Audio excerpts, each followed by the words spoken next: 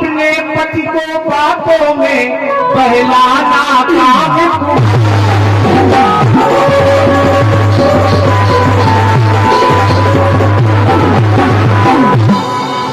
जिसमें कहा जितना समय फल आए हुआ उतना ही गर्व हमारा है और अब पति को बातों में बहलाना काम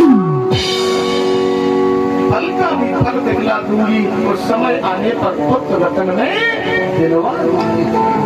समय आया, समय आने पर उस पुत्र को दे दिया। धुंधली ने कहा कि ब्राह्मण तो चले गए हैं, एवं मुक्ता यो योगी। आज उसने विचार किया ब्राह्मण आप जो तो जंगल में है, इस पुत्र का नाम मेरा नाम धुंधली है, ये तो नामा तो बुरा, उस पुत्र का नाम धुंधली है। और जो दुष्ट होगा वो दुष्ट ही रहेगा। बोल रहा है दुष्ट को कितना भी सुधारो वो सुधार। कहा भी गया है एक दुष्ट अगर भागवत के पंडाल में मंदिर में आकर के बैठ जाए तो लोग कहेंगे कि ये सुधर गया है, वो सत्य को भक्त बन गया। लेकिन एक भक्त और जुआ के अड्डे पे पहुंचे तो फिर वो सुधार माना जाएगा, वो तो फिर राधे राधे। संगत का असर है, एक भेष का असर है। धुंधली ने आज अपने पुत्र का नाम धुंधकारी रखा, लेकिन धुंधकारी आज दुष्ट रखा। धीरे धीरे वो चोरी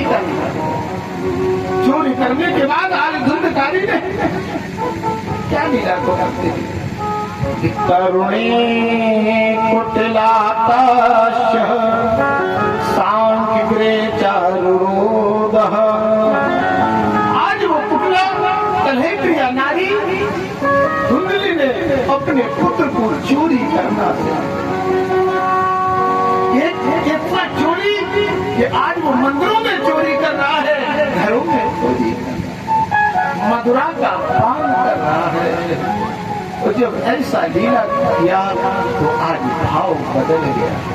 एक बात बताते हैं, आपने एक डाकू का नाम सुना होगा जिसका नाम था सुल्ताना। और सुल्ताना डाकू ने एक बार घर में चोरी की और मैया से कहा मैया मैंने 4 पैसे चोरी किए। धीरे से कान में मैया के कहा, मैया ने कहा 4 पैसे अपने खर्च में लगा दो। अगर उसी दिन माँ डांट देती तो कुछ। धीरे धीरे करके वो सुल्ताना डाकू बहुत बड़ा डकैत हुआ। तो जब उसको फांसी लगी और जज ने पूछा न्यायाधीश ने कि तुम्हारी अंतिम इच्छा क्या है, उसने कहा मुझे अपनी माता से मिलना है, मुझे मैया से मिलना है। और जैसे मैया को बुलाया तो आज सुल्ताना डाकू ने माँ के दोनों कानों को काट लिया। मैया बोली ये क्या किया? न्यायाधीश ने कहा क्या क्या किया? सुल्ताना डाकू बोला जब मैं छोटा था, जब मैंने 4 पैसे की चोरी इन्हीं कानों में बताई थी, अगर मैया मुझे डांट देती तो मुझे माँ के सामने फांसी नहीं मिलती।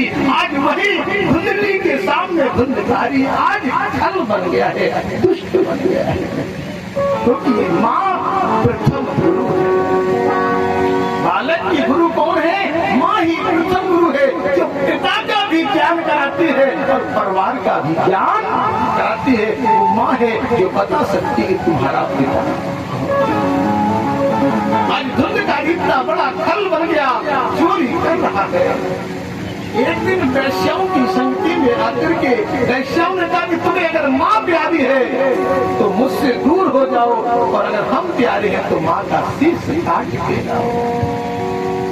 जब कहा कि माँ का शीश काट के लाओ, धुंधकारी जोश में गया, होश नहीं है। अब इसे होश नहीं रहता है, वो जोश में गलती कहा है कि क्षमा बढ़ने को चाहिए, छोटन को उत्पात, और का विष्णु को घट गयो जो भृगु मारीला। भगवान विष्णु का क्या घट गया जो भृगु ऋषि ने कहा? क्षमा बढ़ने को चाहिए, छोटन को। आज से तेरा धुंधकारी और माँ का शीश काटने लगा। माने का मेरे पास क्या बचा है? और जब शीश काटा तो उस कटे हुए शीश से भी आवाज आई, लाला कहीं तुम्हें चोट तो नहीं लगी? लौट करके आया, वैश्याओं ने इसको मुंह में कोयले के अंगारे डाले। नार न मोय नान के, जब तक मेरे शरीर में सुंदरता है धुंधकारी, तब तक तुम मेरे हो, एक दिन तो मुझे छोड़ के चले जाओगे।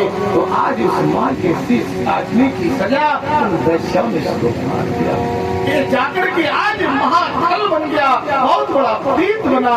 आज भगवान कह रहे हैं बड़े भाव के साथ, इतना बड़ा प्रीत बना, इसको आज पूरे नगर को सफा रहा है।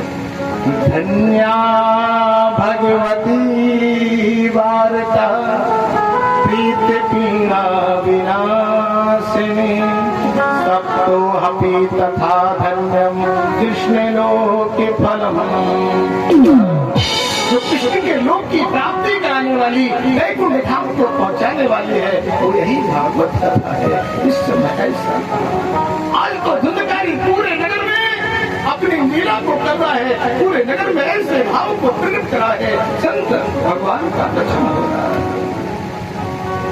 जब मालूम हुआ गोकर्ण जी को कि मेरा छोटा भाई राक्षस बन गया है, आज छोटे भाई का उद्धार करने के लिए गोकर्ण भगवान आए। गोकर्ण भगवान अपने नगर में जिस समय पहुंचे और अपने नगर में आकर के लीलाधारी भक्तों से भगवान विचार करते हैं, श्याम सुंदर विचार करते हैं, मनवाणी को पूर्ण करते हुए श्याम सुंदर ने लीला को कर दिया। उस बंसी वाली की अधूरी लीला हुई। गोकर्ण जाकर के पीपल के वृक्ष के नीचे लेट गए। आधी रात्रि में यह भेष बदल के आने लगा। गोकर्ण जी ने हाथ में नीर लिया, सावधान मैं तुम्हें भस्म कर दूंगा। धुंधकारी चरणों में गिर गया, भैया मैं आपका अनुज हूँ, मैं आत्मदेव ब्राह्मण का पुत्र, मैं धुंधली का लाल।